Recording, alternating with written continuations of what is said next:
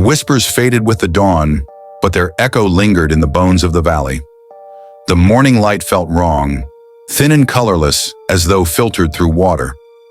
Birds still did not sing. When Edward stepped outside, he saw that the trees had changed.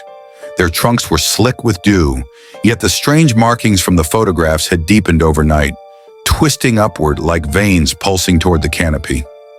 Jonas Thorne was already awake, staring toward the forest's edge with eyes that had not slept. He held a mug of coffee that had long gone cold.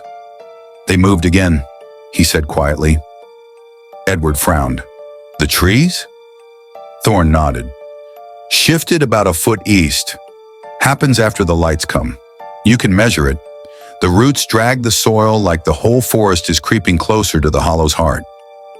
Lydia joined them, her sketchbook tucked beneath her arm. Her face was pale, but her eyes carried that same restless curiosity Edward had seen before in her art. "We need to go back to the monolith," she said. Thorne hesitated. "You don't go twice to the same spot in Black Hollow. Things remember you." "Then it'll remember us anyway," Edward replied. They packed their gear and set out again. The forest felt alive around them, breathing, listening.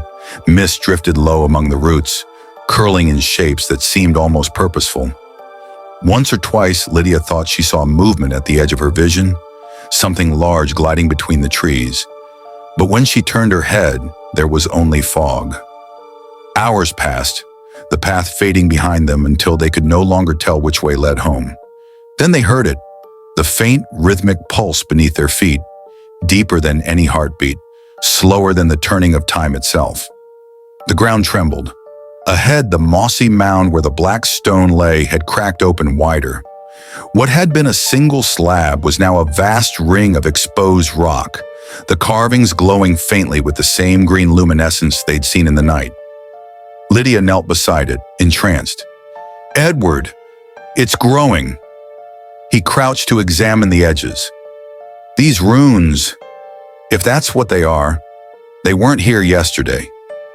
They're repeating patterns, like a code rewriting itself." Thorne's voice came low. "You ever wonder why they call this place Black Hollow? Folks used to say there was no bottom to the caves below, no echo either. Drop a stone and you never hear it land." Edward brushed away dirt from one of the glowing grooves. The air turned colder,